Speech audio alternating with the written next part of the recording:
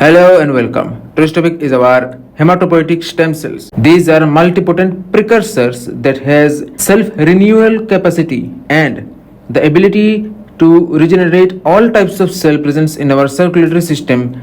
The process is known as hematopoiesis and originates from the mesoderm. The cells are round, nucleated, non-adherent, but the cells has low amount of cytoplasm presence inside bone marrow of adults associated with CD34 protein marker. Now these hematopoietic stem cells are mainly two type. One is common myeloid precursors and common lymphoid precursors.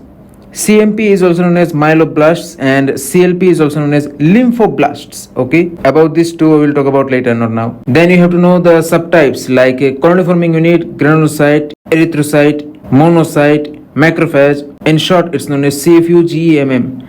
Then a colony-forming unit, lymphocyte, colony-forming unit, macrophage, colony-forming unit, eosinophil, colony-forming unit, basophil. मतलब आज का जो topic है haematopoietic stem कोशिका क्या है, ये एक तरीके का कोशिका होता है जो मल्टीपोटेंट प्रिकर्सर होते हैं, जो अपने आप खुद बन जाते हैं और बाकी तरह तरह के कोशिका जो हमारे खून में रहते हैं उसको नया करके तैयार करने में मदद करता है। इस प्रक्रिया को हम कहते हैं हेमाटोपोइसिस। और जैसे आपको पता है कि ये मेसोडर्म से पैदा होता है। खैर ये सब कोशिका गोल जैसा होता है, इसके अंदर न्यूक्लियस होता है जो थोड़ा बड़ा होता है और ये कोशिका एक दूसरे के साथ चिपका हुआ नहीं रहते हैं, तो इसको हम कहते हैं नॉन एडहेरेंट।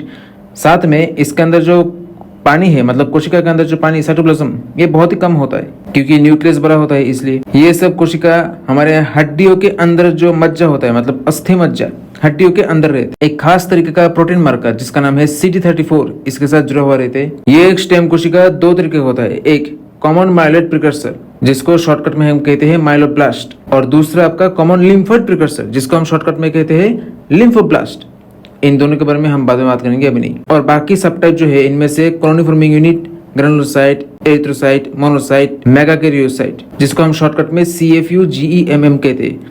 फिर आते हैं आपका CFU lymphocyte, CFU macrophage, CFU eosinophil, CFU basophil. तो इन सब कोशिकाओं के बारे में हम बाद में बात करेंगे। तो हमारे खून में जितने तरीके का कोशिका रहते हैं, इन सब कोशिकाओं को बनाने में हेमाटोपोइटिक स्टेम सेल मदद करता है। See you in my next video. Till then, bye.